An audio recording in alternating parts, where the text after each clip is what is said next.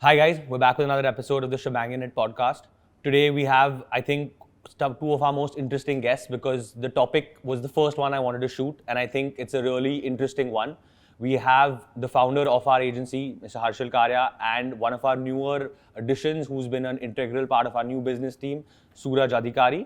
We're going to be talking on not a really academic, there will be academic parts of it, there will be insights, but we will be mainly talking about the changes and the perception of culture that's there in an agency background. What is the benefit of staying at one place for a long period of time and growing yourself there? Or is there a benefit of jumping from place to place, gaining exposure from different setups, and then ultimately maybe starting your own thing or joining an established forerunner like Schbang? I'm going to hope that we can delve into this a lot more and get a lot of valuable insights for you guys. So with that in mind, Harshil, Suraj, welcome to the episode. Welcome Indraneel sir. Welcome. Actually, Indraneel sir's podcast now. See, first set of podcasts that we did the highest views apart from some influencer episode, People really like Indraneel sir. I feel because I'm a candid speaker and I speak the truth and I don't hold back. So yeah, we hope you will speak a lot of the truth. With some filters. This one's going to be the viral one. There are going to be some, this one hopefully. I don't know if it'll be viral, but at least, like people who watch it, they'll become more fans. Fingers like I said, crossed. Before this, you're a viral sensation waiting to happen. No, I don't like to toot my own horn. I'll also reveal your brand name here. I just At put it out there. We'll keep it at the end. The right lefty. Stay till the last. Right lefty. Why are you giving it away in the starting only now? Don't drop off, yeah. You'll have to remember this is his building blocks Actually, no. This can be my just origin block story. it today. Block it today. I will. I'll go because somebody else shouldn't block that name. We won't let this come out before I block it. Yeah, so you should block it today only. Yeah, for sure. And then if you like this episode and you liked him and you can see the potential of what's there, then follow the right lefty. And hopefully Modi ji also listening. But anyway, coming to our conversation. So guys, I think the reason I wanted to have the two of you on was like you all both bring such unique perspectives, right? Harshil, you have been like a foundational kind of guy everywhere you've been. You come, you build and you stay. Like you're not a person who moves or like even in your every day-to-day work, you sort of don't deviate from your course until you have something No, I've in mind. moved 2 times. One time you moved to get your goal, right? In a way, essentially. Yeah, like, I built one company and I moved to build another company. Correct. But you're a builder. By that is you're not you don't look at something as a short term. You mentioned this to me many times. You have a 15-year horizon on any business you look at. Yeah, on this business at least 15 you have a more long-term years, perspective. But again, like say Suraj, your perspective might be slightly different. Hopefully now it's completely changed now that you're at the place you got to be. But you've moved around from a whole bunch of places, been at multiple agencies, worked under different leaderships. Do you feel that that's made you the person you are today? Because I come from a little contrarian viewpoint because like him, I've been at 2 places for long stints and I like to make my roots at one place. But do you feel that that's made you stronger, made you better? So my whole journey started from switching industries. I was a chef before this and I suddenly switched to... I never knew this, I man. suddenly switched to getting into an ad agency just as an intern. So, sorry, but tell me about this. You were a chef? I was a chef for a month. I burnt my hand. I had like 70% second-degree tissue burns and I was like, I can't do this anymore. And where did you study? I did it at Kohinoor. It's a hotel management college. Yeah, of course I know it. Wow. So I studied there. Man, I have newfound respect for you. Exactly. And then after that, I was like, this is not made for me. It's a hobby, passion project. So I could segregate what I want to do as a hobby, what I want to do for work. And then advertising just fell into my plate at that point. And then what I saw was switching agencies at that point was when you're at that level where you haven't seen much, it was just learning newer things for me. Switching agencies at that time was more like I'm learning new industries because each agency is specializing in a certain thing. So the way I see it is every move that I did was of course your monetary growth, your designation growth set aside. Now 9 years in, how I see it is I've learned a lot of industries. Sure. So that's my perspective at this point from a very macro level. I think it's a good point, I would actually agree with him in a way. Right. That you could, it's a great perspective that if you move, you get to see more. If you see more, you broaden your horizon. Now there are ways to broaden your horizon even by not moving. But I don't think there's a prescribed approach. At least I'll talk about what we try to do at Schbang, right? Like at Schbang for us, the way we try to build our business is that we are bringing the whole shebang. So you can actually potentially get the view that you got by moving, by being in here itself and moving inside. So I mean, if the agency that you're at doesn't allow you to see all the perspectives, then I think it's fair. And if the agency is allowing you to see all the perspectives, try it, even if you don't want to. See, I don't think it's something we can. But is that a something we can't mindset in control. Schbang when you were creating Schbang? Was that a thought in your mind that, because I mean, you were one of the guys who started, like when you started Foxy Moron, it was that time social media was not a thing, like digital agencies were not a thing, they were a handful. And then this whole toxic jump. I mean, that's my perspective on it. I just feel that you can't really be... At least I'm glad you're running your mouth a bit. I mean, I am, but this is the reality of it. Now, I'm an opinionated guy. But you can't really expect a company to invest in you or a company to give you like above and beyond. If you look at it from the point of view is that, okay, if I don't get my bump, I'm going somewhere else. Like there are times when you might have to. And that this, I think, is a generational problem of us. As in, when I say us, I mean millennials and Gen Z, because the social media age, what Simon Sinek says, right? Instant gratification. We have to realize that there are two things. Love, which is your significant paramour, or your career, are not things where instant gratification is going to come. And I feel that this jumping from one place to the other and being rewarded for that, right? I'm at a 30,000 rupee salary. My current place tells me, okay, I'm only giving you a whatever, 35,000 rupee, it becomes after increment. I say, okay, cool, take the increment, call an HR and another agency, be like, hey, I want to switch over. I want a 35% bump. Take 35% on the bump that I've already had and move that way in 3-4 years, and sometimes inflate your value. Not at all saying that this is the case because Suraj, top class, but a lot of times I feel like this does end up happening, and I feel like HRs get blindsided by this, right? Because you are paying a salary because that's their market rate. I don't have the choice. This is what I was getting paid somewhere else. I can't pay you less or just marginally above it for you to come on. But then what tends to happen is people are, I think, hacking the system by doing this jump.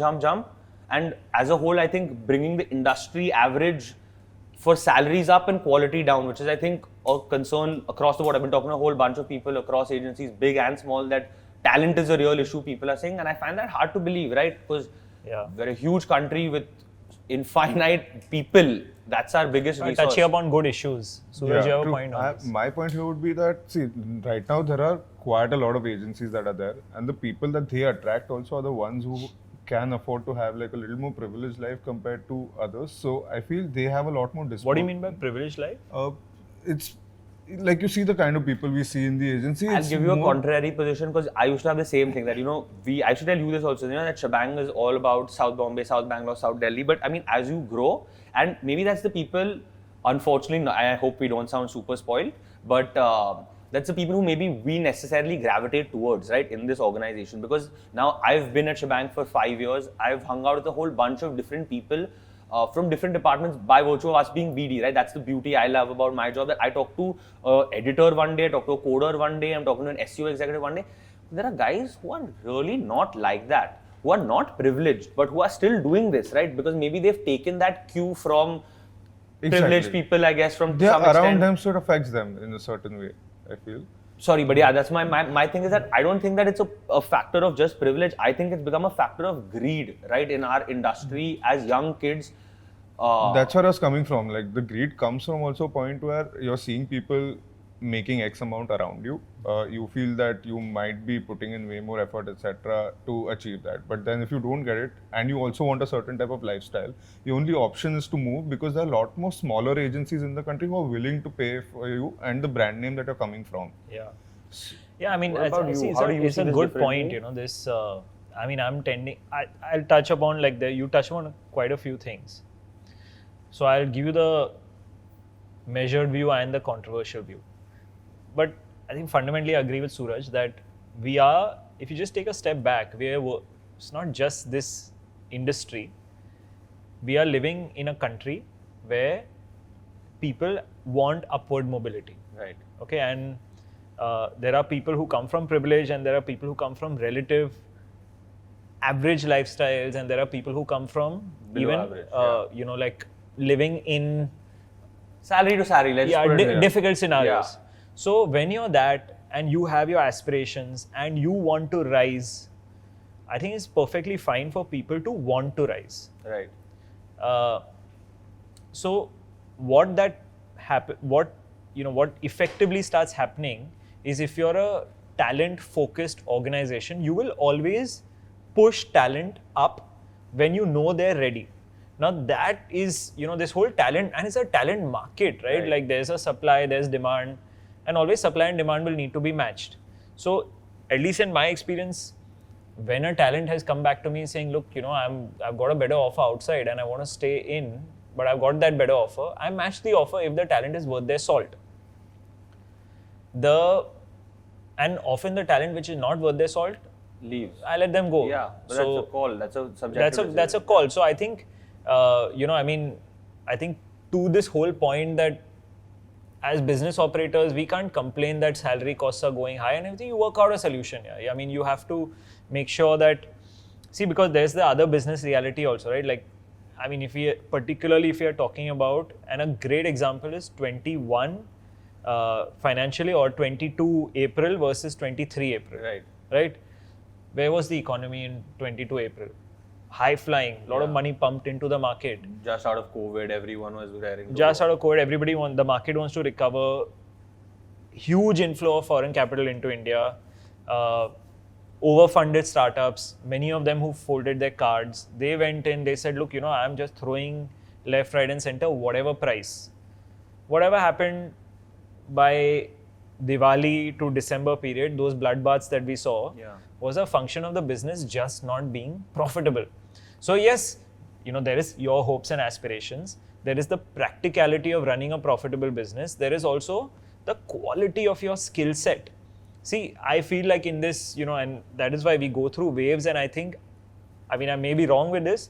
My hunch is that we are going into a period of relative, I would say, stability, because I think now the frenzy of the market, the crazy let's throw money, the crazy let's demand anything, the crazy, the returns can be disproportionate. There is the rule of the world is that you can grow at a certain pace. Correct.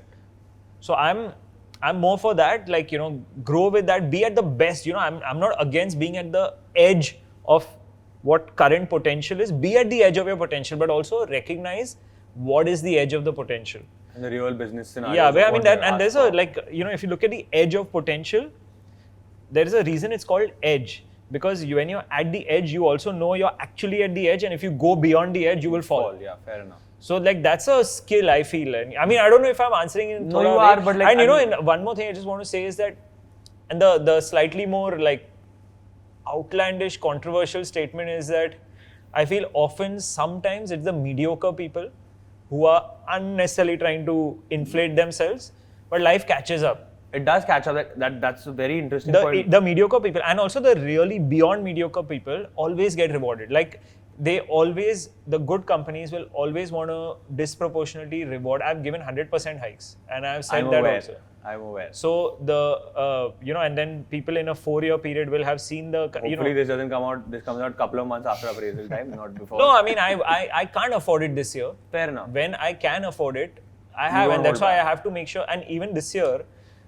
I will stretch myself for a few people. I know I need to stretch myself where I know I need to create normalizations, but that's normal. Like it is, and then there will be certain calls I'll have to take where I just can't match that because I think the value exchange is not. But let me ask you, coming back to my first point, do you think that these people, just be coming back to that first point about jumping to increase your salary and bringing in this point about mediocrity, don't you think that a whole bunch of people, because they were mediocre and used this exact strategy of jump, fluffed up the market, which is why when this crazy throwing of money was happening at the VCs, mediocre talent was paid this money, which is why we're facing this correction of some sorts now. But now it's not now. So but that correction won't happen only, bro. Those I'm saying people on that today, level. some of them are even taking cuts.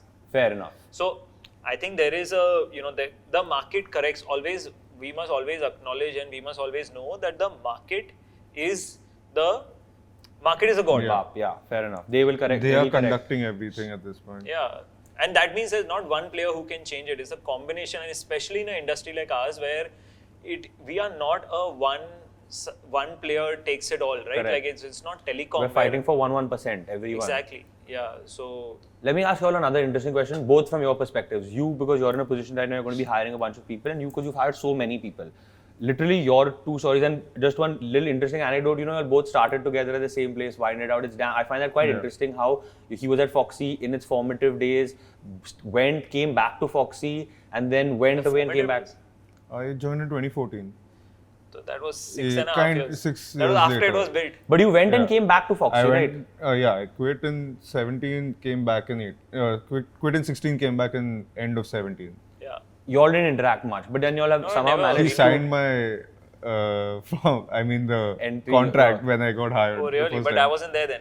You were almost on the way out. So it's like 2 interesting months how you all have before. always Yeah. like this thing. But as both of you all as like people who are hiring people today, that same point, if you look at a guy whose CV has 5, 6 of the nicest say companies in our spectrum, but only 1 or 8, 9 month stints, versus a guy who's at a good company, reputable-ish company, but maybe not the best, but has consistently grown at that particular place, or girl, sorry, I know the internet is very woke now, but guy or girl has been at one place and has consistently grown there, and as a factor of it, you can say that the business over there has grown. Who would you choose as the person to hire, assuming that they've both given equally good assignments, they both are good enough in the room? Who would you Plus choose? 5 points for your awareness. Yes. The filter I keep first is to see if it's a money move or is it a portfolio move. No one's ever going to say it's a money move, right? No, but you can gauge by the CV. You know the size of the previous agency they're at, the kind of brands they've got or worked on. So like for BD, we check the number of leads they've gotten or like, what sort of brands Sure. they've closed. You know that if they come to a Schbang, they are going to elevate their portfolio by a huge mark. So that's the first criteria I check is this a money move or is this a portfolio move? And then you find the balance whether is this resource good enough, how much faff is So there, let me of ask you, course. sorry, where do you come down on? If it's a money move, is that a no? And if it's a portfolio move, is that a yes? Or is there? I'm just trying to make it as clear for So knowledge. see, it depends at the stage of the career. If they require the money move, then go for it. Because I understand. I come from that background where I had to build from scratch, where I was getting a certain amount. Of course, I had to think that way also. But yeah, career moves. I mean, the portfolio moves are more important because that's what's going to build your career going forward 10 years later. Interesting. Yeah, that's going to build the base technically. In the first 10 years that you work, you're only creating a base for the next 10 years to come. Fair enough. But for the people that are there at one agency for long enough, I want to see how much more have they done breadth-wise and not length-wise. Because of course, if you're at a place for 4 or 6 years, you are going to grow up the ranks because a company won't stint your growth. That's a very interesting point. I want So- to come back to after I get his POV. Yeah, so on I it. check the breadth. Okay, you joined as client servicing for social media, but how much of tech did you take up? How much of media did you get into? How many films did you produce? So that gives you knowledge of all industries. And especially in BD, we need to know. I think that you need to answer the first 3 questions the client asks you of any department. After that, you get the team in. Otherwise, the Fair company looks bad. That's an interesting point. Anyone wants to apply to Schbang BD, be able to answer the first 3 questions of all of our departments. But what is your POV on this? Like in terms of you look at a CV same way, balance, and I'm sure you must be looking at Hajar like on a daily, weekly basis. Not really. I have a perspective on this, which is your money move is my budget move. Okay. Okay, which is that if you, at what you want, the price that you want, fit the budget that I have, and you can do that job better than anybody else, I'm okay to hire you. Now, over the last few months, I've been thinking a lot about this, I feel like the world that we are going into, there was a lot of discussion about like, oh, you gotta have the attitude, you gotta have the hustle culture, this, that. I feel today's generation is wired for excellence. Like the mindset of excellence, the want to be the best is there. So I feel today it's less about hiring for attitude because I think we're all ingrained with attitude in terms of our talking. Right. But can you actually deliver on that attitude? Because today I feel skill is a walk the talk example of attitude. So I feel today I would really look at only the excellence on the work. I only want to see work and I want to see that work is reeking of quality. And I want to be able to see that, that work itself speaks so much about your attitude, about how you approach things, about, all of that stuff. I mean, I think, and personally for me, like a lot of jumping is a red flag. Right. Because it's just, I mean, You're do not it if putting you down want to. roots. I'm not advocating to people what they should do. Like, But please you're not do putting what you down want to. roots essentially is what you're looking at it as. Yeah. So, and I mean, there could be there could be somebody early in their career who may have done a lot of jumping and is open about it and says that, look, I've jumped because I wanted perspective, which is absolutely okay, but acknowledge that. And then I will also, and then again it comes to that my budget is your price. If Fair you match my budget at your price. But again, in those moves, have you done like really game-changing work? Have you really made that work reek of quality? So I feel like this whole, because I think 2008 to 13, there was this, I'm ready for anything. Now I feel a lot of people can talk and yap because it's so available. Like, this podcast is there. There's 50 million reels every day. And, the number is not relevant, but there's a lot of content out there which teaches you how to say the right things. So today I check, not just can you say the right things, but can you do what you say, and have you demonstrated that, and does your work reek of quality? Are you skilled? Are you specific? I think today also, because you're living in a chat GPT era, which is that you can put in some random shit into an AI and it will spit out the right things to say. I think and the thing is that it says broadly right things to say. I think that's why today, if you can be specific. So if you're leading a team, can you be specific that, in my 70 people that I'm leading, these are the 5 top people because of these 5 parameters on this client that I have. This specific reason is causing my growth not to happen. If my client relationship is going into multiple reworks of artwork, or my client relationship is going into that, this tech product is not getting approved, this is the key reason why it's happening. I will move this needle and this will what will happen. Can you be really... A specialist. What I'm hearing is you like more specialists than generalists now. I think you have to be generally a specialist. Okay, understood. So it's, what is this, if you really break down this AI revolution, it is pushing us that we have to get better. Yeah, specialized skills, because the generic, like everyday nonsense can be taken care of. Exactly. So then if you fluff, you'll get caught out. You get caught out. For sure. And you're as good as the other guy, fine. So then that doesn't push you forward. So you're saying that basically the CV is like the best version of you, but your portfolio matters more? Badly? Yeah. Fair enough. He said one interesting thing when he was talking about it, which again I want to just expand on. Another common misconception in our industry is that if you have been at a place long enough, growth is guaranteed. Like, I have come into a Schbang system as a social media executive or as a solutions strategist, junior or senior, whatever it is. And I, just by virtue of the fact that I'm here for 2 years. I feel that is changing, right now. At least if I talk about Schbang, I feel that is changing, and that has to change more. Why do I say that? See, there are 2 narratives on this, okay? One is that in our business, it was about, how many people can you manage? It was a granted that if you perform better, you will have more people. And then the whole narrative came saying, hey, actually I'm growing, but I'm getting into more rut and I'm not enjoying it. That's why a lot of people started leaving that business. So what is now happening is that there are 2 paths to growth. Either you could be you could manage a lot of people, or you could be a really strong technical person and you could go deep in your technicality and still grow. So I think that's come. So there's more depth. That's one. You could be managing a small team, but you could be a SEAL Team 6. Huge, so there is enough appreciation for that also. Second is, I think that, this whole idea of if we really just take, hey, everybody has to grow. I think organizations need to be able to say the tough things. I think, again, because we're a relatively, not so mature industry, especially I'm talking about the young digital, and now turning into integrated teams, because people generally shy away from conflict. I've made a mistake myself where I would not be happy with the person's performance.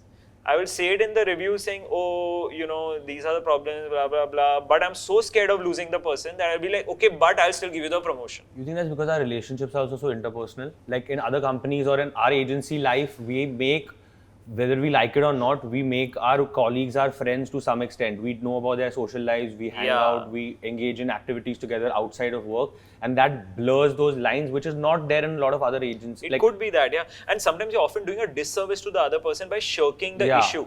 You're not telling the person, look, bro, or sis, they, let's just say they. Okay, so you're not telling them that, hey, actually, you don't really deserve to grow this much because of these 5 reasons. Again, I'm being specific. These are the 5 reasons. You've not performed.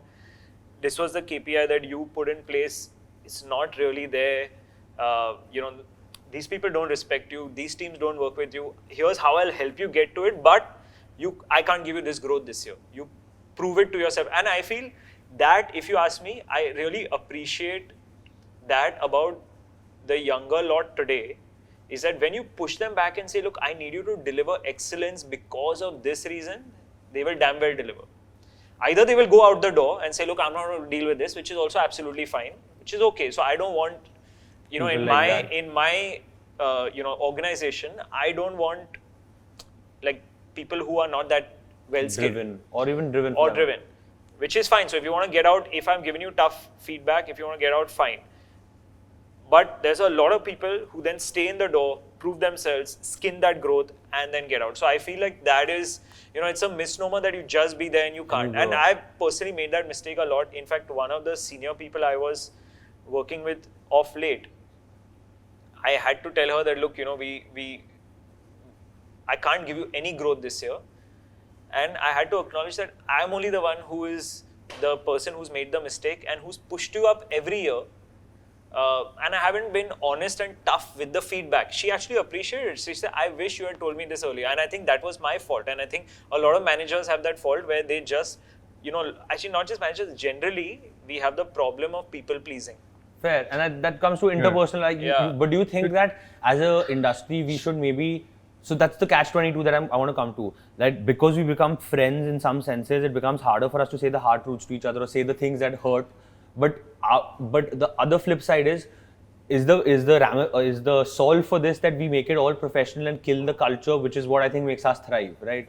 So, but sometimes the culture is also a part of our core. People are here for that. So I know it's a tough decision. There's also, I think, a fear of looking for a new person, making them fit into the culture, people reporting into them, building that sort of a rapport, which takes you 6 months, which might take a hit on the work, unless and until the person you get is so exceptional that all of it falls in place. So there are two sides of it, of course, but sure. Like you need to say the right But that's thing. again coming to coming to your point of culture, there was a great slogan crafted by BBDO worldwide. It said, for us, it's the work, the work, the work. So the culture is built by the work, number one.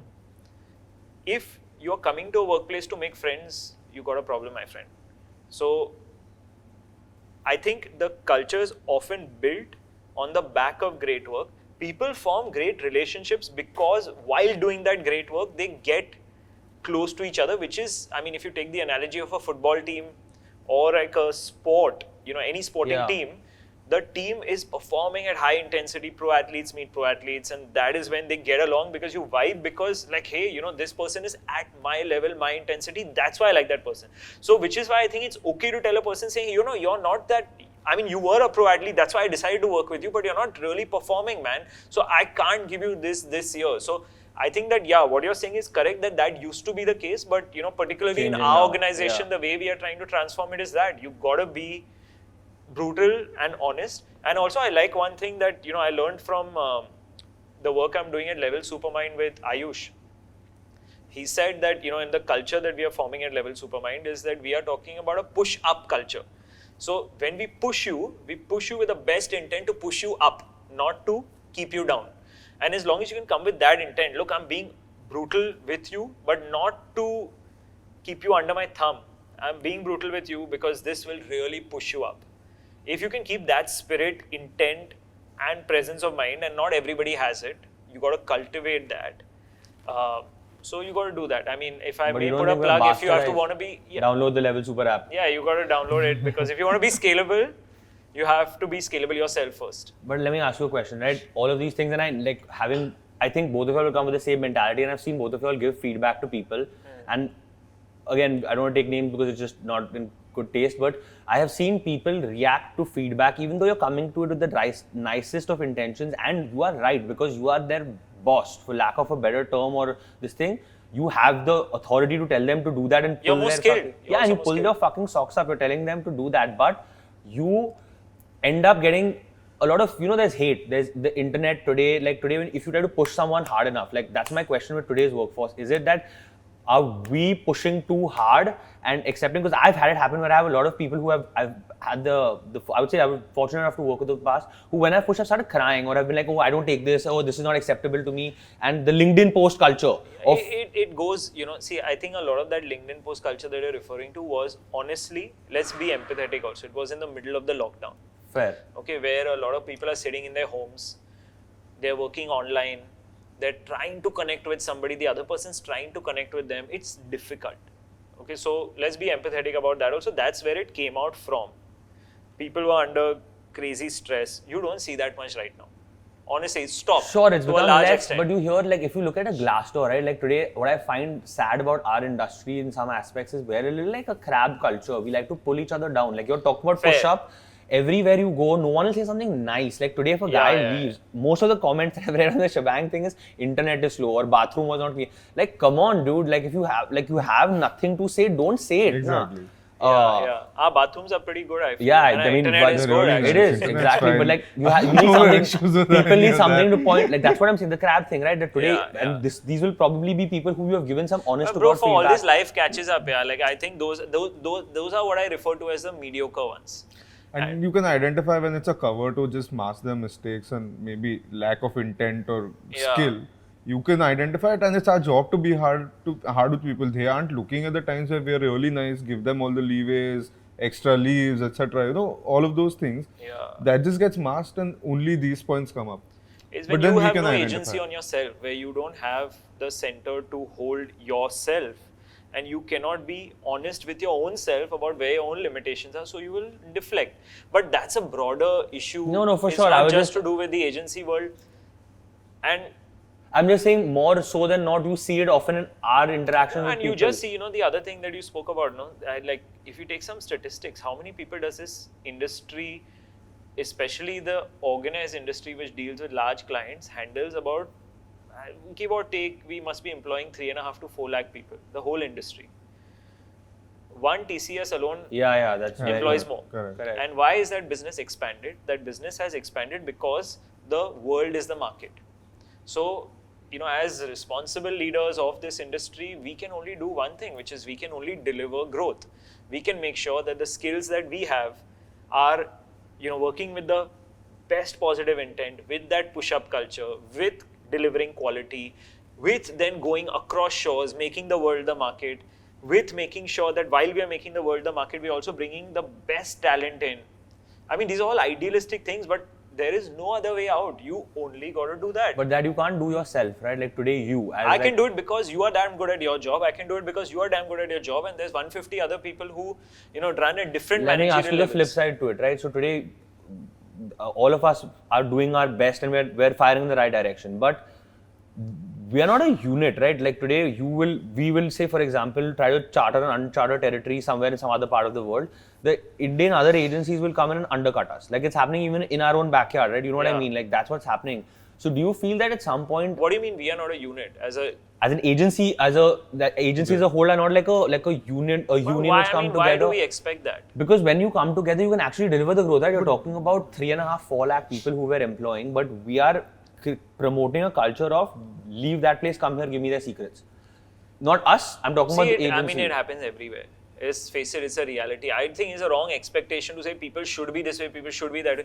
You control what you can control. I can control the fact that we run this company, that we will not do that, that we will ensure that we have a steady internationalization approach, that we will ensure that we will try to do our best to make sure enough people enter the industry skilled, that we will ensure that we have a good network in tier 2, and that we try to interact with tier 2 cities and we try to give all the knowledge. I mean, for me, I was mind blown, man, when I went to this Funnel Growth Summit in Delhi. It's a stadium filled with 4,200 people who are digital marketing service entrepreneurs, agencies. India's changing. We were speaking just before this about this song, 15 crore views on Har Har Shambhu. So, like, the part of India which is, this is one part which is, let's bring Hollywood stars and let's, Zendaya. let's get them in. But there's this equal part, and when people talk about culture, because after this whole Dior show and Right. the NMACC launch, which we, by the way, so well Yeah, covered was- some of our teams. I had a creator coming in from London, and she was telling me, look, culture is built ground up, and India doesn't have culture being built ground up. And I was like, see, you're looking at it from your myopic lens of the English-speaking India that India is. For me, culture being built ground up is Har Har Shambhu. Yeah. For me, the kind of video views that Ranveer gets on the topics that he gets is culture Yeah. being built up. For me, Abhi and Niyu and Think School all coming up like this and taking the topics that that are important to India. That is culture. We are see just shaping creators culture. also change that way. They Yeah. are creating multilingual pages. Exactly. They're creating content in that manner. They're associating with them. Like even us, we handle share chat and merge. We see the Yeah. amount of people Yeah. interacting with us. Like we have, I think, 12 pages for each of them. We've covered each language. Yeah. And it's literally going down to the masses. So we know exactly what they're talking about, how they're engaging. Yeah. So this culture crap that the global people give us is false. And as BD, we are seeing the change where a lot of global conglomerates are reaching out to us in India to Yeah. do their work. Yeah. Because now we are starting to understand culture from bottom up and Yeah. not seeing it from a lens which I is think- top And to bottom. also we have to all learn to remove judgment. Yeah. That's if there is one lesson for 2023, as a marketer, it is to remove judgment. The biggest lesson I think we as a team learned, we were handling a cruise brand. We are handling a cruise brand. So we had, of course, the cruise brand is only one big one in this Yeah. country, Cordelia Cruises. All the big brands work with Schbang. So, and then if our dear And client... the ones who don't, please, my Yeah, number's so on the our dear website. client in this, Nitinjit, if he is listening to this, he'll also appreciate. Acknowledgement of our mistake is that where we went wrong is similar to what Suraj is saying. We went wrong in judging the consumer. So as a marketer, the biggest mistake you can make is you judge the consumer, which is that, there were so many people by the swimming pool and, it's little Low, this thing. this, that, whatever. So some preconceived notion of the way you think things should be, and then you judge the consumer. When you make that, you actually lose all objectivity of who can I bring into this cruise. Because you are trying to bring a certain kind of person into this cruise. And we were sitting on an advisory session with Delna Avari, who's been on our Yeah. podcast, and she's brilliant, right? Like, she actually made us just decipher the fact that, look, you're going absolutely wrong because you have a judgment. Somebody made a statement. Westernized viewpoint Yeah, of what somebody a cruise made a should look statement like. saying on this cruise, you have those Club Mahindra type of people. But she was like, bro, Yeah, Club those Mahindra- are the people that got the money in the pockets to want to go there. So immediately that team was overhauled, the mindset was overhauled. Then a particular thing started happening, and then we got our account planners to do a dipstick. 40 people they called who'd been on the cruise. What are the factors that convince you to purchase? Why do you like going on this cruise? What's good about the cruise? You start really appreciating the consumer. When you start seeing the good side of things, again, this is that push-up culture. You push up even the consumer, that you are pushing up or you're trying to get the best of that, and that's the only way out. Even in this dog eats dog world, that's the only way out. I feel, I get criticized a bit for being idealistic or too good. Now, I think I'm aware of this, that what are the negative parts. But I know that fighting the negative can only be done with the positive. That's an interesting way of looking at it. Another point on what you were saying earlier about the agency unit being slow. So I feel that few cases it is strong. Like if we have to get feedback about a certain brand, Yeah. like how they are, is it a toxic culture? Talking to Is it another good? agency will tell you. They tell Do you know that they'll always tell you the truth? Most of the times, yes. Yeah. But we'll stay away from this. I hear you. in No, terms of- I think it's a good point because, for example, I'll just tell you, there was a guy I wanted to hire at a relatively senior position.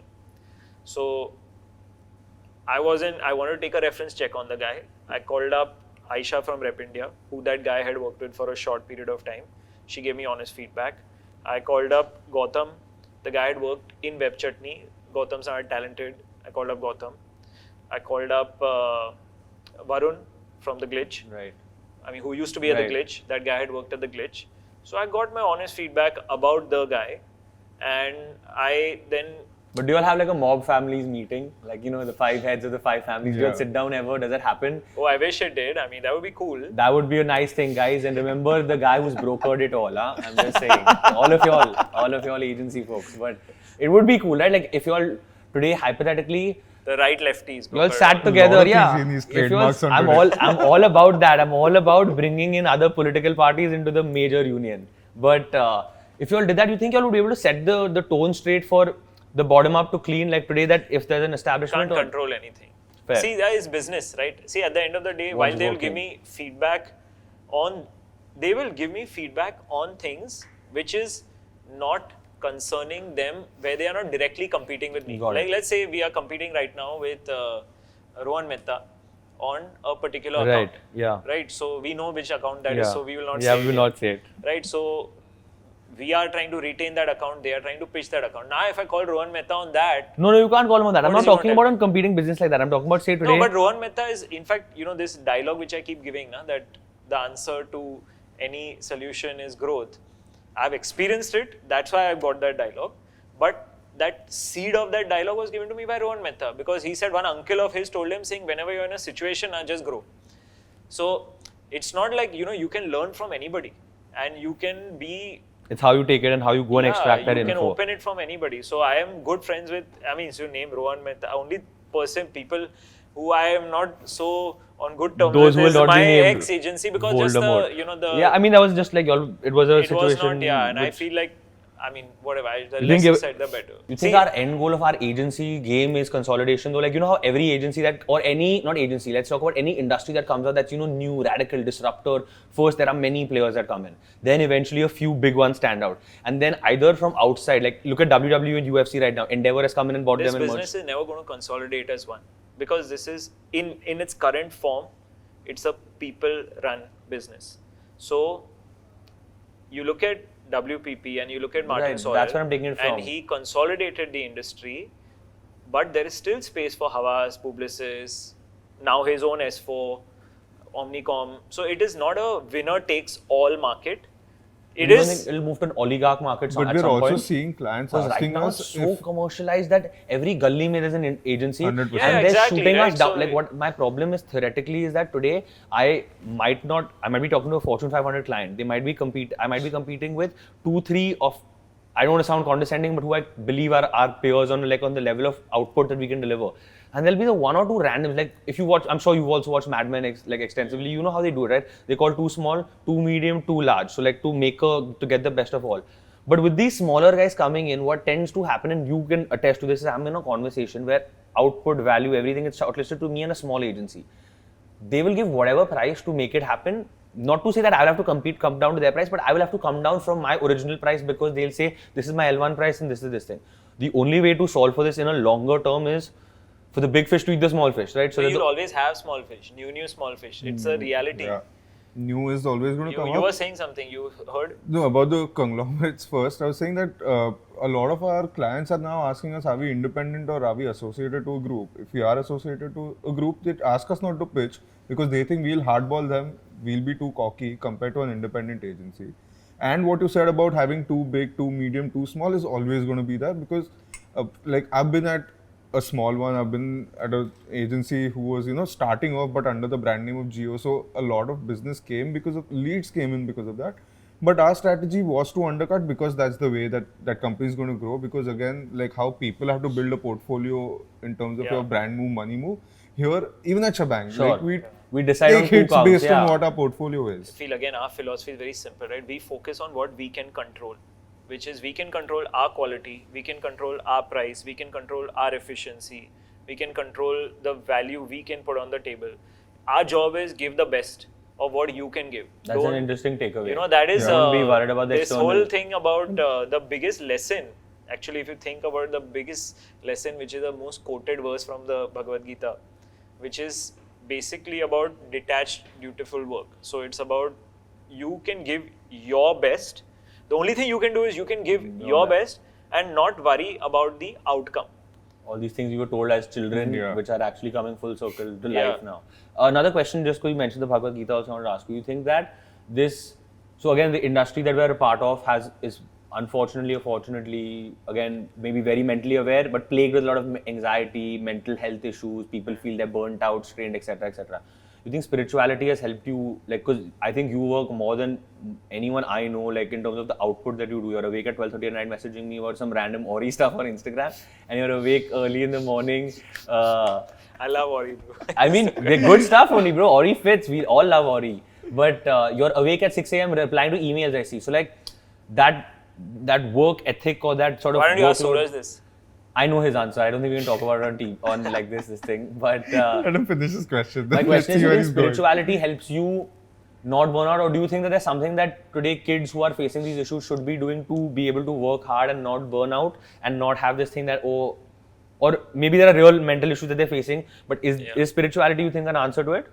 Or like moving on this path It's that a you've very taken? complex question, honestly, bro. It's a different podcast only. In very simple words, what I'll say is that I think that there's a lot of, we have to be empathetic towards the mental health issue plaguing our industry. And I think that one of the reasons why probably mental health is a more vocal conversation in our industry is because we have a lot of young people. We have to recognize that a lot of people enter industry through channels like us. Right. Where a lot of people's first job, yeah. second job. So a lot of people enter the industry through us. That's also an age where you typically don't fully know yourself. And when you don't know yourself, you are a bit in a whirlpool. So when you are in a bit of that whirlpool, sometimes you resort to other ways of dealing with it. We'll get into that. I want to talk about Which that as then well. gets, I mean, I'm a product of that. So I don't want to actually judge the younger folk who are facing mental health issues. I think, yes, the short answer is yes, creating general awareness is a way out. The way to create general awareness, I don't want to use the word spirituality because spirituality is a more refined concept. Sure. I think it's an overused term and I think most people don't understand it. But the way to generate and cultivate higher awareness is by being aware of who you are. How to be aware of who you are, the best, I've experienced the best way is to shut yourself down. The most efficient way to shut yourself down and really know yourself and just watch your thoughts is through the process of meditation. Meditation itself is not a golden pill. It is got to be accompanied with a good diet. It has got to be accompanied with, you being able to work your body. It's got to be accompanied with you feeding yourself the right stuff in terms of information. So it's when you have all of that, it works well. Is it for everybody? I don't know. I would advocate it. And it's helped me. But, I also understand being a person, 20-something, who grew in a very stressful environment. Actually, to run away from stress, I went to food.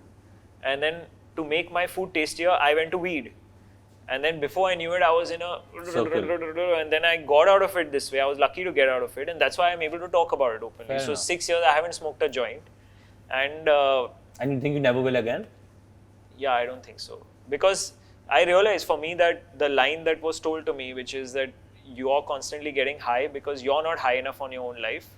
Now I'm finding ways to get high on my own life. So I don't need another reason to get high. Fair enough.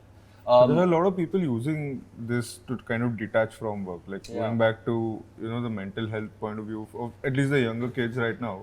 They feel they're overworked and just to take a break. Inebriation. It doesn't have to just be Exactly. smoking pot. It can be drinking, getting like drunk. Like 145 literally has a Schbang section. Exactly. But my question is that a little controversial topic I'm going to touch on. But you want to say more on this? Sorry, but like Yeah, I think No, it's getting basically onto you're saying something. that people are just hooking up to such things, which later on, of course, might have an effect, but like because they don't know themselves. they're Exactly. exploring. Then once you're 5 years into working, you learn a lot on the job. You learn a lot from whatever you've gone through and experienced. Like, of course, the anxiety is going to hit in at some point. It's not that you're going But to we can't not hit ignore the addiction part of it, right? Suraj, both of us have Yeah. also, I can talk about this because I feel like I've been open with my parents and my family also about this.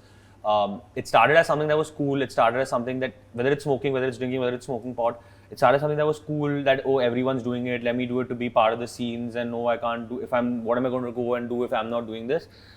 Very quickly changes from that to I need to do this. Addiction is real. So like 100%. that's what these Yeah. kids who are unsure about themselves enter into this industry thinking it's all fun and games. That's what I wanted to But actually the problem talk is about. when you use it as a crutch to get out of it. You need to have some other activity instead of like, So that's a slippery slope, right? Like why people say weed is a gateway drug, because I have a lot of people who I know who were so anti, okay, we'll never try anything else, we just like to smoke weed for fun and all.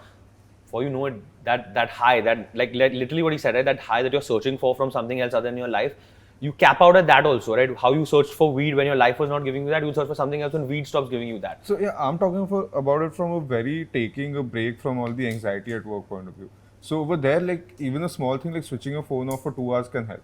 But I'll tell you one thing about anxiety at work, which is a very controversial point of view I have, and I hope the netizens don't flip out about this. But 9 out of 10 times, there are definitely cases where there's real anxiety and real mental health issues, and I fully sympathize with that. I myself have been to a therapist when I felt issues, because I don't think there's any stigma in it. If my leg is hurt, I'll go to a doctor. If my mind is hurt, I'll go to another doctor. I go to a therapist 2 times a month without fail. That's superb. Like, irrespective.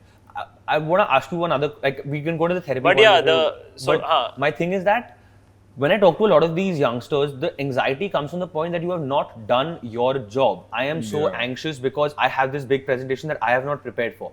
So I feel like the answer to the solution, like in our industry, has become that, oh, you're anxious, so take these crutches. But the answer is actually do your fucking job properly on time. You won't feel like when I'm going for a pitch, okay, now that we've reached the point that we've done so many, it doesn't faze me as much. But when I'm going for a pitch fully prepared versus when I'm going for a pitch unprepared, I would also say that I get quote unquote anxious. But it's a factor of mindset, right? Like, no, but your point was what? That your point was? So your point is understood. And what is yours? I think it's unhealthy if you're using it as a crutch to get out of it or get what out of is your unhealthy? work tension. Using getting what high, as a crutch? basically. Just getting high on whatever. So you also agree it's unhealthy? It's unhealthy if you're using it as a crutch. And when is it healthy? It's never healthy, but like sometimes it's just, if it's a leisure activity, then go ahead. I guess leisure viewpoint on this, because I agree with you on leisure activity, but you can't have it twisted where you believe. Slope. It's a very slippery slope. It never stays a leisure activity. I'm saying this as having been in the situation. I can lie. A lot of my friends who, we used to all do this when we were growing up and would still maintain that, oh no, I was never addicted. I was an enthusiast. I used to do it for fun. Yeah. That I think is our first all that, problem. because exactly, you will fool yourself only. And then you go to a point where you can't more recover. Refined high. This is a more... It's high. You're leaving your natural state. You are not as on it as possible. Like, I would like to say that, and I have justified this myself. I believe I've even said this to you. I feel like that I don't think it impacts me. I can talk as well. I can do all of this. But then someone brought this to my attention in the simplest way. That's true. Is that, if that's the case, what do you feel is that's unlocked over and above that? 1%, 2%, 5%, 20%, whatever it is you're curtailing. And the whole misnomer that starts selling that, oh, you unlock more creativity because of that. That's shit. Bullshit. So, I'll tell you like how I got into it. And I actually, now as I reflected as a 36-year-old, so maybe I'm a Buddha and maybe whatever, but like I was able to reflect back on it. Buddha is a too big word, but whatever. It's like, I got in around 2013. Okay. 2012, you were how old by this time? 2012, 13. You were about 25 years old. Yeah, okay. So... That's relatively late though, in comparison. Exactly. Growing up, I was always the kind of guy, isse dur rahunga. Did you drink when you were growing up? I drank. And I drank like muh tod ke. Okay. Matlab, enjoyed, like the typical sharabi. Like you will... Friday, Saturday, Sunday. Exactly. Got it. Yeah. So, and then, for me, the drug was very far away. Why am I going to touch it? Then, I started getting very stressed at work. Okay, so like stressed because of a lot of reasons where in my profile there was literally, I was leading the company at Foxy Moron. Operationally, I was the guy driving all the clients, leading the major department. So I felt a lot of pressure coming onto me. And as I felt the pressure coming onto me, I didn't find that, the support that I needed from my partners was correct.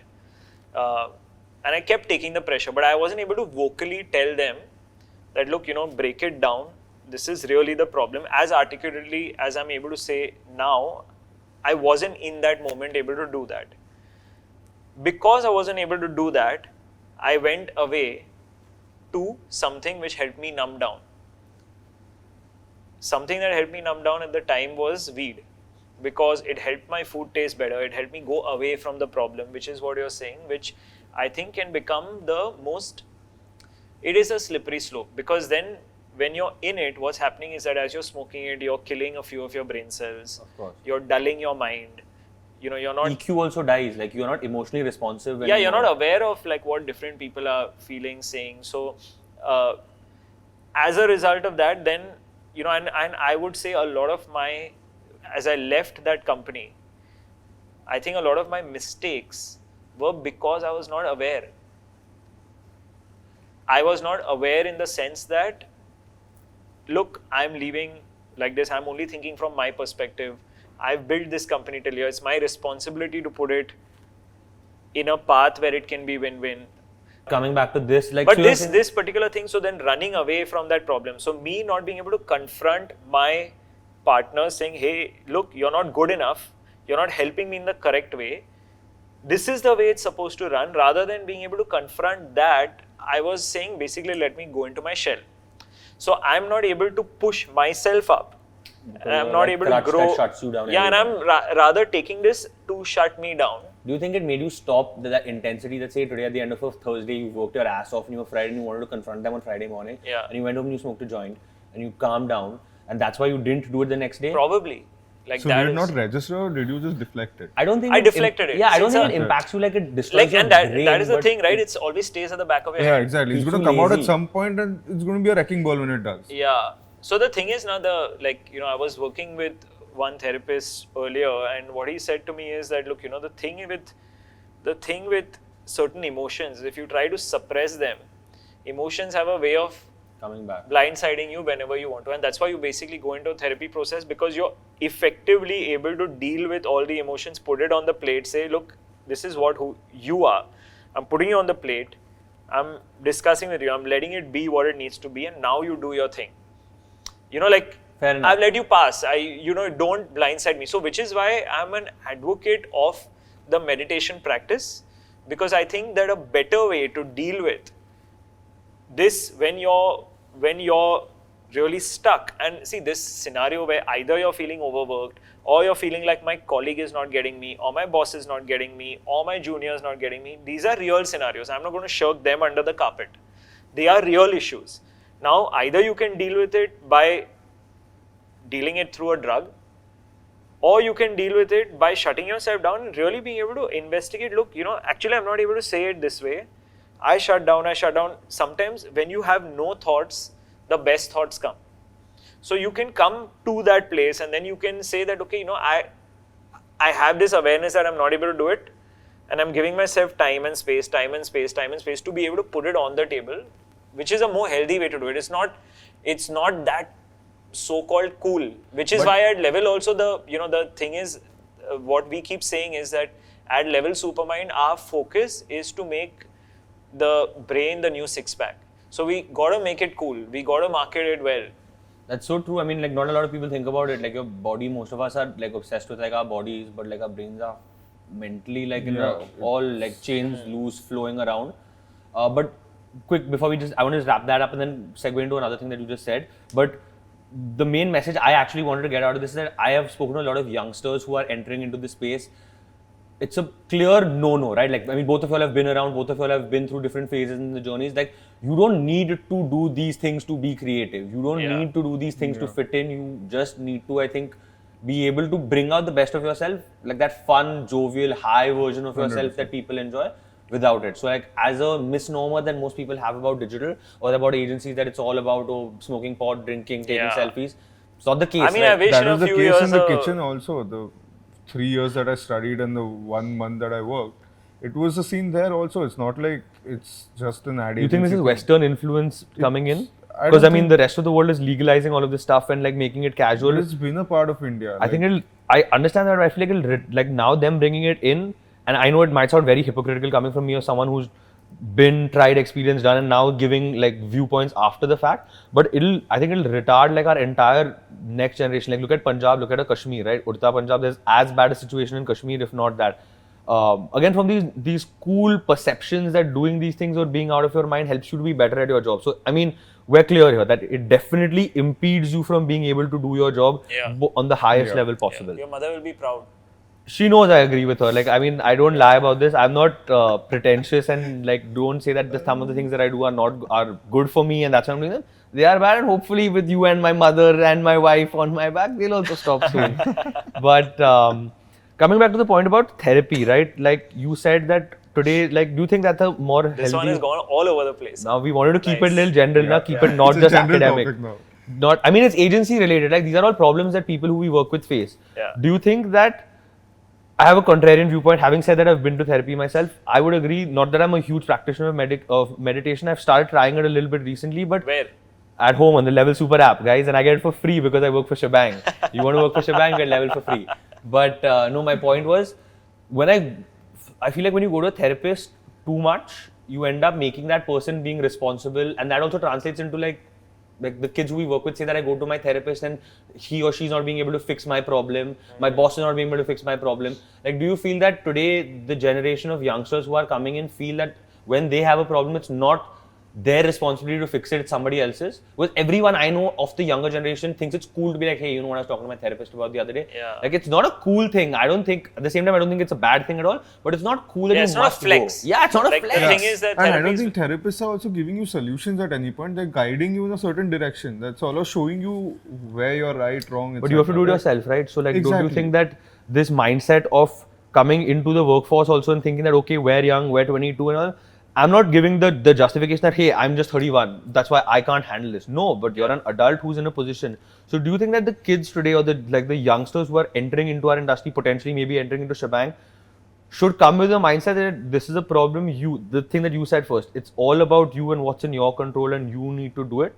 Or is it that you're not going to know it all when you come in and be active and learn? Like, what's the kind of perspective a young person listening to this podcast should take away? So,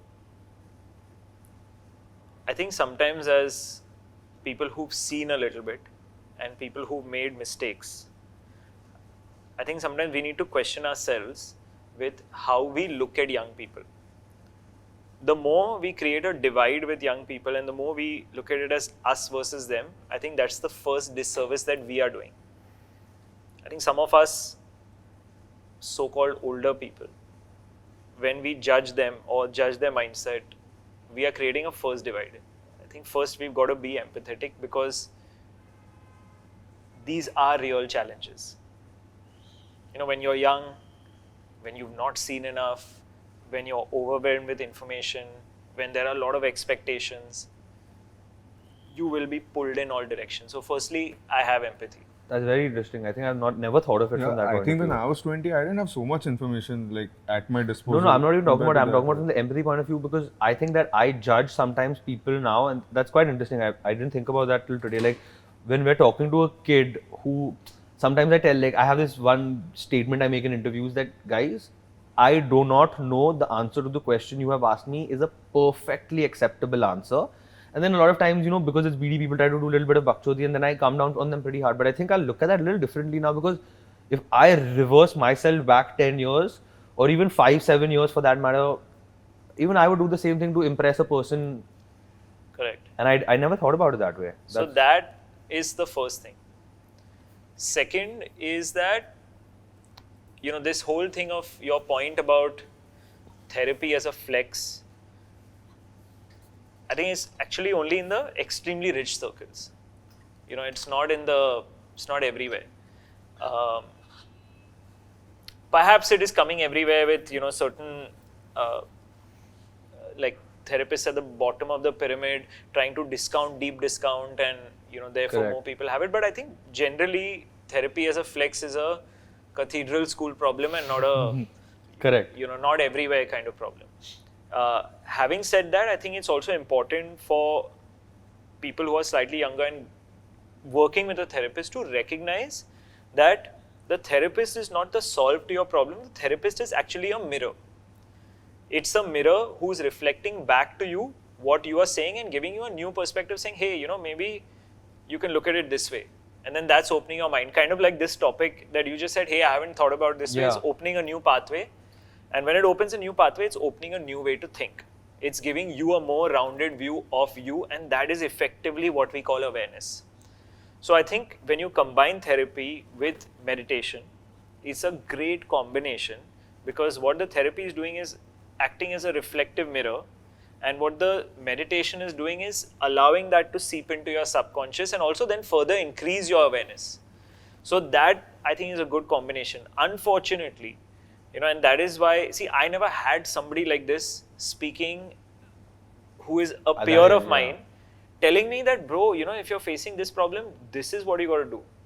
Not this. Be aware of this. I was not told at the time that, look, if you have less competent colleagues, don't run away to the food and don't run away to weed. You're likely to do that.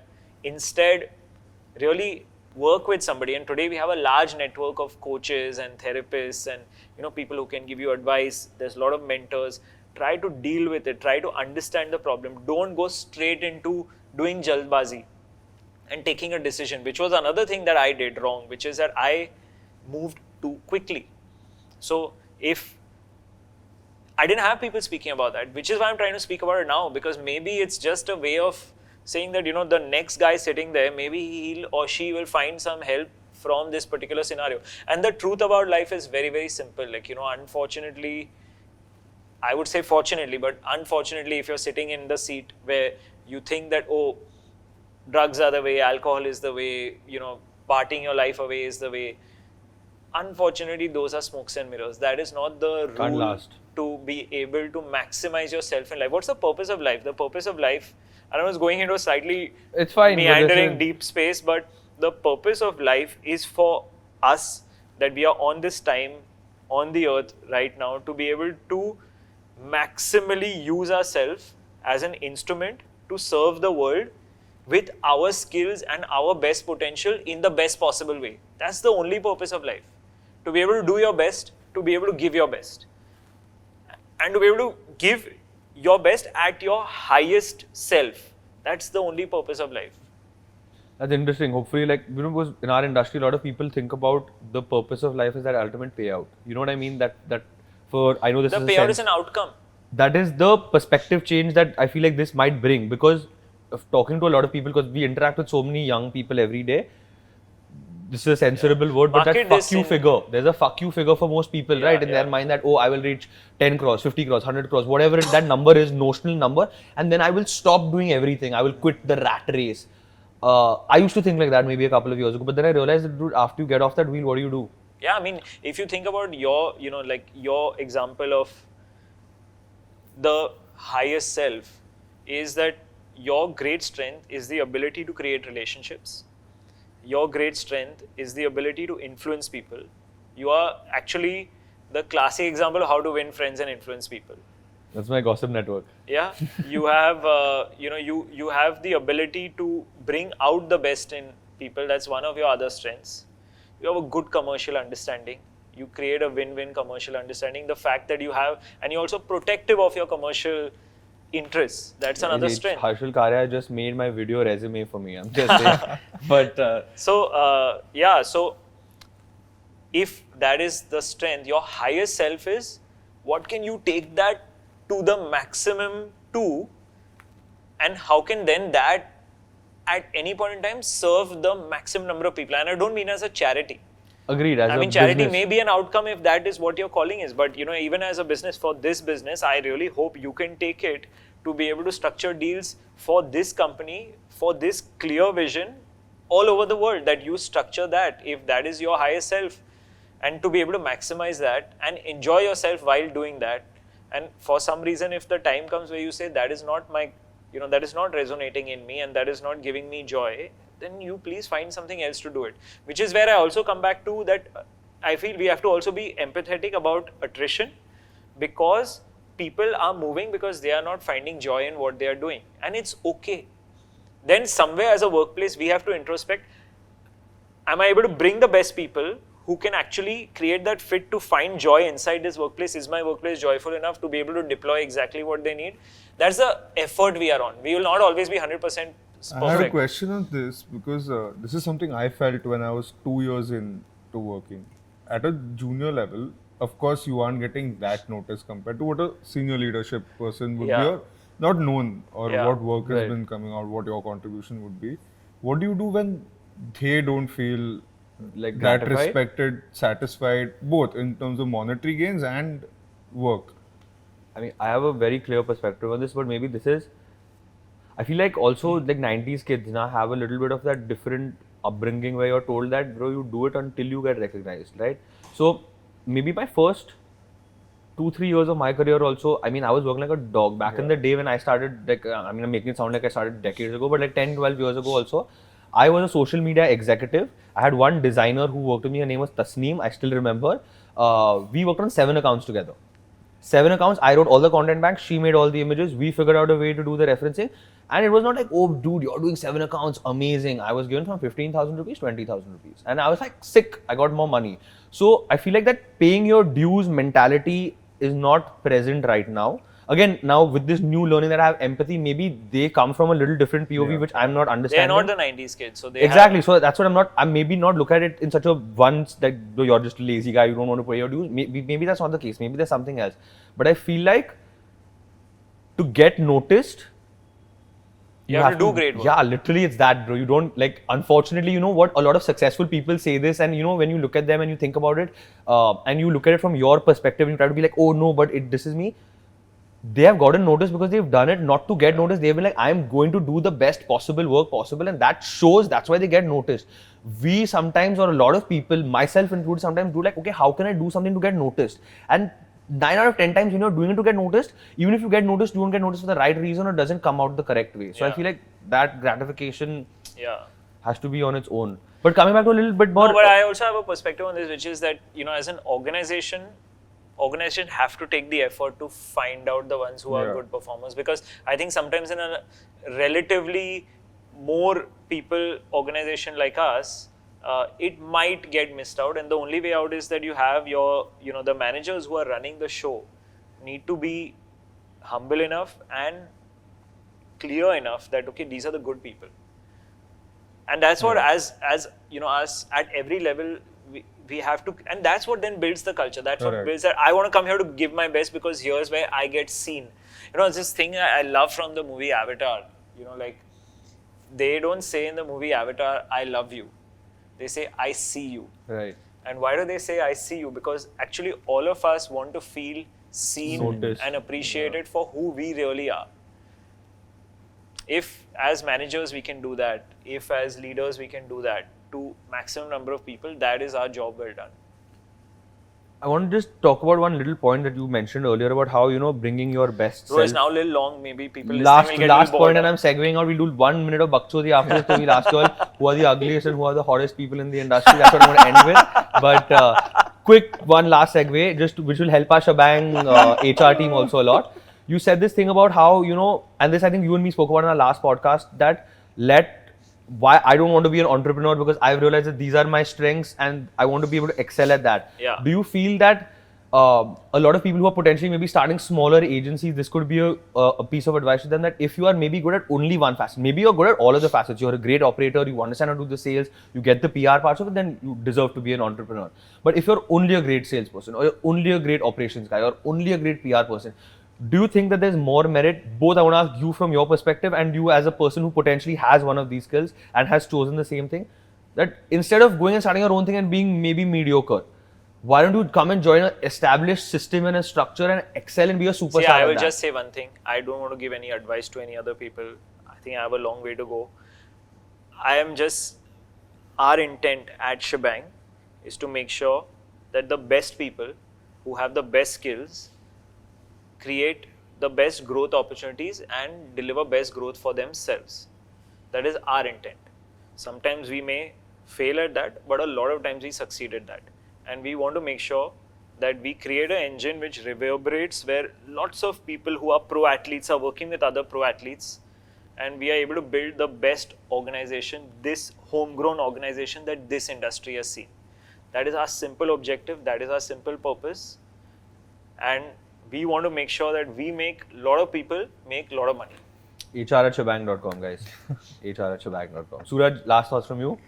So yeah, in terms of growing, I think that people need to grow along with the company, and that's when you're going to get a fair share of, you know, what you're worth in terms of, again, all of it, respect, money, etc. will follow. You need to slog it out for the first few years, understand this industry, understand where you want to be, and then just kill it, like, for whoever you're a part of. Perfect. I think this What was about that last part? Now let's ask that last part. Okay, I was going to say that before I just sign People are off. just going to skip to the last 10 minutes I'm going to now. ask you all two important questions. I'm going to ask Schbang specific because that's really mean. Let's talk about agency owners. Sensational topics. Hottest. Varun Dugirala, Hrithik Roshan of advertising I've heard industry. that quite I've a said bit. it. I only said it when I went to meet him. So Varun Dugirala. Varun Your Dugirala. opinion? You've been at all of these places, yeah, so you no? be careful. You're going to get a call from one of That's your right. ex-bosses. Won't talk about hottest and all. Some person who can adapt to different looks. Okay, fine. Suvir Bajaj. Okay, interesting. I've seen him Yeah, bald yeah, and long hair with a Shetkari mustache to Suvir, he's clean got the shave, hots for all you. of it. Ugliest? I've told him to spare Okay, that's respect. mean, but That's not. I mean, ugliest? We can throw initials out. Let them figure. Yeah, that's fine. Let's drop initials. Of agency and person. I don't know. I mean, generally, there's all good-looking people. Huh? Is there anyone Yeah, ugly? it's a very I have a couple of presentable. names in mind. Someone who's like, Let's whisper in his ear. Let him only give. No, I don't know. You say na. he goes by the pet name Boob. But Oh no.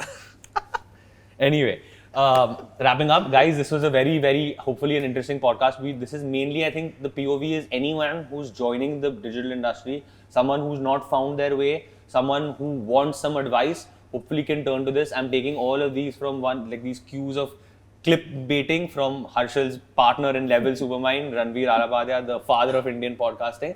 But hopefully this will be an interesting one. You will extrapolate some information. You know when you want to make a move, when you want to join the BD team, how you approach Suraj Adhikari, and if you want to join Schbang, what to say to Harshil Karia. So hopefully this was the an HR interesting department. and our HR department. Yeah. But people are coming, everyone wants to create the Schbang for you. That's the reason. But hopefully this was an interesting episode, and there will be a clipped down version of this where you all will find interesting pieces for each of you all. And signing off, and hopefully season 3 will be as good as season 2 and season 1 have pegged up to be.